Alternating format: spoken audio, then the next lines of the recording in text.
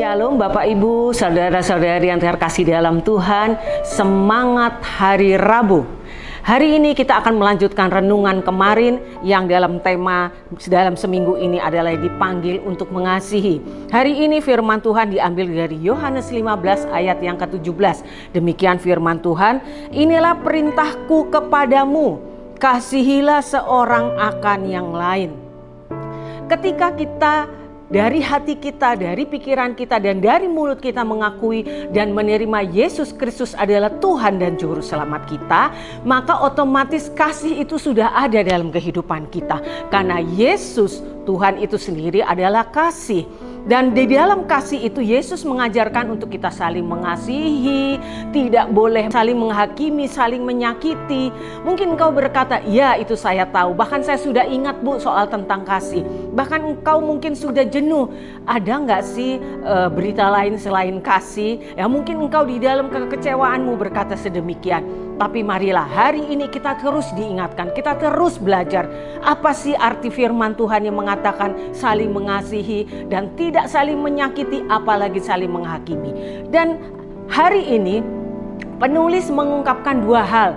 Kenapa kadang-kadang orang Kristen itu bosen atau kadang-kadang jenuh mendengar soal kasih. Yang pertama, mau tidak mau karena dasar Kristus adalah kasih. Karena itu apa yang disampaikan di gereja, baik itu khotbah, baik itu slogan-slogan, semua mengarah ke kasih. Kita tidak bisa keluar dari hal itu. Karena itulah ajaran Tuhan Yesus, guru kita, dan kita sebagai muridnya mau tidak mau harus wajib mengikutinya. Dan yang kedua, nah ini yang membuat banyak orang kadang kecewa. Karena kasih itu kadang-kadang seseorang itu mempergunakan untuk kepentingan dirinya sendiri. Sehingga orang berkata, aku kecewa dengan dia Bu. Aku sudah baik, sudah menolong. Tapi balasannya dia menyakiti aku. Bagaimana aku bisa mengasihi dia? Bagaimana aku bisa mengampuni dia? Itu dia masalahnya. Bapak Ibu, kebenaran ternyata tidak berpihak pada pengalaman pahit kita. Dan di sini dikatakan kebenaran adalah tetap kebenaran yang harus menjadi pedoman hidup kita. Perkataan Yesus adalah terang bagi jalan hidup manusia.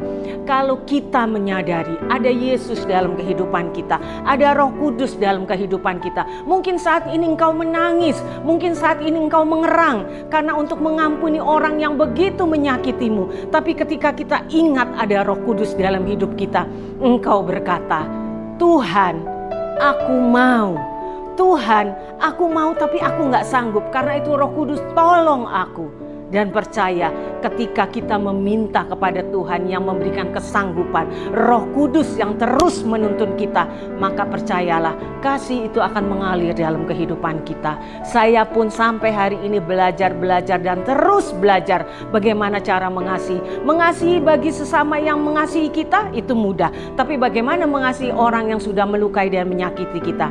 Bersama Roh Kudus pasti bisa, bersama Yesus pasti bisa. Tetap semangat, Tuhan Yesus memberkati. Immanuel.